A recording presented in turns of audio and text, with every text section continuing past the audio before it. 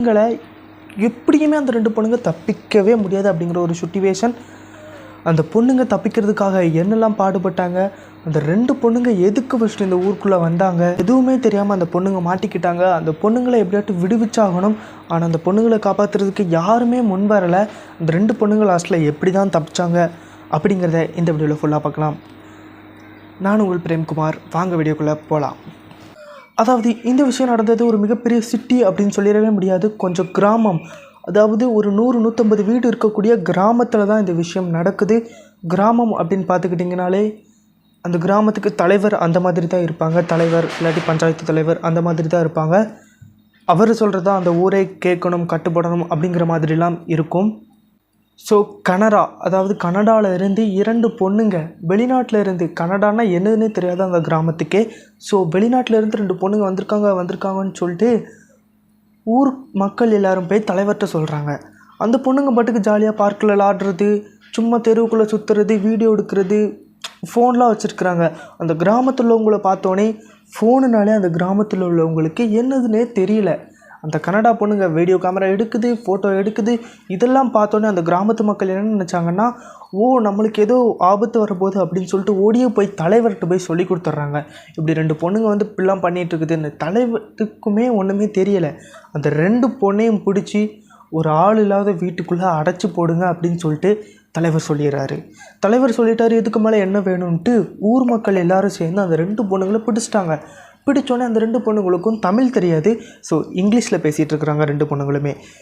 இந்த கிராம மக்களுக்கு தமிழே ஒழுங்காக தெரியாது, இதில் இங்கிலீஷ் வேறையா, ஒன்றுமே தெரியல. இங்கிலீஷில் பேசினோடனே வாயை மூடிட்டு வாடின்னு சொல்லிட்டு வாயை பொத்தி கையை பிடிச்சி தரன்னு இழுத்துட்டு போய் ஒரு வீட்டில் ஒரு ரூம்குள்ளே இந்த பொண்ணுங்களை அடைச்சி வச்சிடுறாங்க. இந்த பொண்ணுங்களுக்கு ஒன்றுமே புரியல. நம்ம சும்மா தானே இருந்தோம், சும்மா தானே வந்தோம், எதுக்கு நம்மளை இப்படி பண்ணாங்க? அது பார்க்குறதுக்கு ஜெயில் மாதிரி கூட இல்லை. போலீஸே பிடிச்சாலும் ஜெயிலுக்குள்ளே தானே அடைப்பாங்க. இதுன்னு யார் இவங்க, எதுக்கு நம்மளை பிடிச்சாங்க, எதுக்கு இப்படி பண்ணுறாங்கன்னு அந்த பொண்ணுங்களுக்கும் தெரியல. இந்த பொண்ணுங்க எதுக்கு இங்கே வந்துச்சு, எதுக்கு இப்படி வந்துச்சுன்னு அந்த கிராம மக்களுக்குமே தெரியலை. 2 பேருக்கும் ஒரு கான்வர்சேஷனே இல்லாத ஒரு சிச்சுவேஷனில் தான் இந்த ஒரு மிகப்பெரிய தவறு நடந்திருக்குது. ஸோ ஒன்று அந்த கிராமத்தில் உள்ளவங்க யாருக்காவது இங்கிலீஷ் தெரிஞ்சிருக்கணும், இல்லாட்டி அந்த பொண்ணுங்களுக்கு தமிழ் தெரிஞ்சிருக்கணும். இது 2மே இல்லாத பட்சத்தில் அந்த பொண்ணுங்க பேசுகிறது அவங்களுக்கு புரியல, அவங்க பேசுகிறது இவங்களுக்கு புரியலன்னு சொல்லிட்டு பிடிச்சி ஒரு வீட்டுக்குள்ளே அடைச்சி போட்டாங்க. ஏதோ ஒரு வினோதமான பொருள் அப்படின்னு சொல்லிட்டு இந்த பொண்ணுங்க வச்சுருந்த கேமரா, மொபைல் ஃபோன் எல்லாத்தையுமே பிடிங்கி வச்சுக்கிறாங்க. இந்த மொபைல் ஃபோனை எப்படி ஆன் பண்ணணுன்னு தெரியாது, எப்படி கால் பண்ணணுன்னு தெரியாது, கேமரா எப்படி ஆப்ரேட் பண்ணணுன்னு தெரியாது, ஆனால் பிடிங்கி வச்சிடுறாங்க. பிடிங்கி வச்சோன்னே அந்த பொண்ணுங்க ரொம்ப ஷாக் ஆகிட்டாங்க. ஐயோ, நம்ம லைஃபே அவ்வளோதான், நம்ம லைஃபே முடிஞ்சிடுச்சு, அந்த ஒரு லெவலுக்கு இந்த பொண்ணுங்க போயிட்டாங்க. கிட்டத்தட்ட ஒரு நாள் ஃபுல்லாகவே இந்த பொண்ணுங்களுக்கு தண்ணி, சோறு எதுவுமே கொடுக்காம அப்படியே அந்த ரூம்குள்ளேயே அடைச்சி போடுறாங்க. இந்த பொண்ணுங்க அந்த ரூமே இப்படி சுற்றி பார்த்துட்ருக்குறாங்க. அந்த வீடுமே ஒரு மாதிரி ஓட்டு வீடு மாதிரி தான் இருக்குது. கதவெல்லாம் பார்த்திங்கன்னா ஓட்டு வீடாகவே இருந்தாலும் ரொம்ப ஸ்ட்ராங்கான கதவுகள் அப்படிங்கிற மாதிரி இருந்திருக்குது, மரக்கதவாக இருந்திருக்குது. ஸோ அந்த பொண்ணுங்களால் உடைக்கக்கூட முடியல அப்படிங்கிற ஒரு சிச்சுவேஷனாக இருந்திருக்குது. இந்த ஒரு மாதிரியான நிலைமையில் இந்தியாவுக்கு போன எங்கள் பொண்ணை காணோம் அப்படின்னு சொல்லிட்டு அந்த பொண்ணுடைய அம்மா வந்து போலீஸில் கம்ப்ளைண்ட் கொடுக்குறாங்க. கம்ப்ளைண்ட் கொடுத்தோன்னே போலீஸ் ஊர் ஃபுல்லாக தேட ஆரம்பிக்கிறாங்க. இந்தியாவிலேருந்து கனடாவுக்கு போகுது கான்வர்சேஷன், கனடாவிலேருந்து இந்தியாவுக்கு வருது. ஏன்னா இந்த 2 பொண்ணுங்களுமே ஒரு பெரிய இடத்தை சேர்ந்த பொண்ணுங்க. சும்மா இந்தியாவை சுற்றி பார்க்கலாம், சின்ன சின்ன கிராமங்களெல்லாம் விசிட் பண்ணலாம் அப்படின்னு சொல்லிட்டு வந்த பொண்ணுங்க. அந்த மொபைலை சுவிட்ச் ஆஃபும் பண்ணலை, எதுவுமே பண்ணலை. பார்த்திங்களா, அந்த கிராமத்து மக்கள் அந்த ஒரு சின்ன ஓட்டம் மூலமாக தான் இந்த பொண்ணுங்க வந்து தப்பிச்சு வெளியே வந்தாங்க. என்னன்னு கேட்டிங்கன்னா, போலீஸ்டெல்லாம் சொன்னோன்னே உடனே ஃபோன் நம்பர் கொடுத்து ட்ரேஸ் பண்ண ஆரம்பிக்கிறாங்க. போலீஸ் தேட ஆரம்பிக்கிறாங்க. இந்தியன் போலீஸ், கனடா போலீஸ் எல்லாருமே சேர்ந்து ஒர்க் பண்ணுறாங்க. ஒரு வழியாக இந்த பொண்ணு கனடாலேயே இல்லை, இந்தியாவில் தான் ஒரு கிராமத்தில் இருக்குது அப்படின்னு சொல்லிட்டு நெட்வொர்க் காமிக்குது. நெட்வொர்க் காமிச்சோன்னே மிகப்பெரிய போலீஸ் ஃபோர்ஸ் எல்லாரையும் கூட்டிகிட்டு அந்த கிராமத்துக்குள்ளே போகிறாங்க. அந்த கிராமத்தில் சரியான சாலை வசதிகள் கூட கிடையாது. வாகனங்களை நிப்பாட்டி போலீஸ்காரங்களே நடந்து போகிற நிலைமையில தான் இருக்குது அந்த கிராமம்.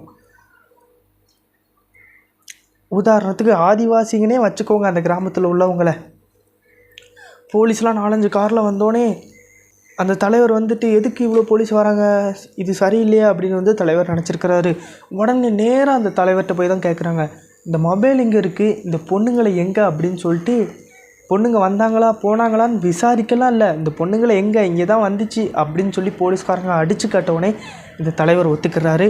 ஆமாம், அந்த பொண்ணுங்க ஏதோ வினோதமான பொருட்கள்லாம் எடுத்துகிட்டு வந்தாங்க, ஸோ நாங்கள் இந்த பொண்ணுங்களை பிடிச்சி ஜெயிலில் போட்டோம், இதில் என்ன தப்பு இருக்குதுன்னு சொல்லிட்டு தலைவரும் உரையாடுறாரு. உடனே அந்த 2 பொண்ணுங்களும் சேஃபாக மீட்கப்படுறாங்க போலீஸ்காரங்களால். ஸோ ஒரு படிப்பறிவு இல்லை அப்படிங்கிற ஒரு காரணத்துக்காக ஒரு ஒட்டுமொத்த கிராமமுமே ஒரு 2 பொண்ணை இப்படி அடைச்சி வச்சு கொடுமைப்படுத்தினது ஒரு மிகப்பெரிய அளவிலான நியூஸாக மாறுது. இதனால தான் டாக்டர் அம்பேத்கர், காமராஜர் எல்லாருமே சொன்னது என்னடான்னா, நல்லா படிங்க, வீட்டுக்கு ஒருத்தராவது படிச்சிருக்கணும், அப்போனா தான் வீட்டுக்கு ஏதாவது நோட்டீஸ் வந்தால் கூட அந்த நோட்டீஸை வாசிக்க முடியும், பேங்க்கில் ஏதாவது பணம் போடணும், பணம் எடுக்கணும்னா கூட போய் பணம் போட முடியும், எடுக்க முடியும் அப்படிங்கிற ஒரு சிச்சுவேஷன் இருக்கும். ஸோ வீட்டுக்கு ஒருத்தர் படிச்சிருக்கணும் அப்படிங்கிறது அன்னைக்கு அந்த கிராம தலைவர் போட்ட ஒரு மிகப்பெரிய கட்டுப்பாடு. பொட்டை பிள்ளையாக இருந்தாலும் சரி, ஆம்பளை பையனாக இருந்தாலும் சரி, வீட்டுக்கு ஒருத்தர் கண்டிப்பாக படிச்சிருக்கணும் அப்படின்னு சொல்லிட்டு அந்த கிராமத்தில் முடிவெடுக்கிறாங்க.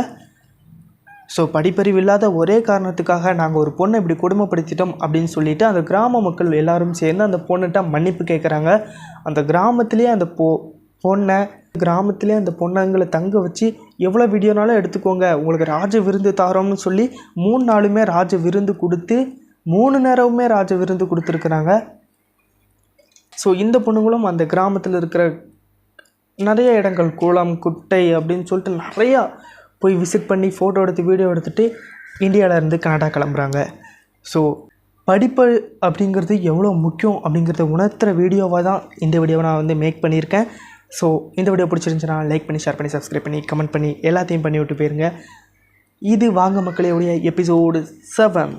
சேனலை சப்ஸ்கிரைப் பண்ணி வச்சுக்கோங்க. இது மாதிரி உங்கள்கிட்ட ஏதாவது ஸ்டோரி இருந்துச்சுன்னா கூட அதை கமெண்ட் பாக்ஸில் சொல்லுங்கள். நான் அடுத்த வீடியோவில் வாசிச்சுட்டு கண்டிப்பாக உங்களுக்கு ஒரு ஸ்டோரியை கொடுப்பேன் அப்படின்னு நான் நம்புகிறேன். ஸோ சப்ஸ்கிரைப் பண்ணிட்டு போயிருங்க. பாய்.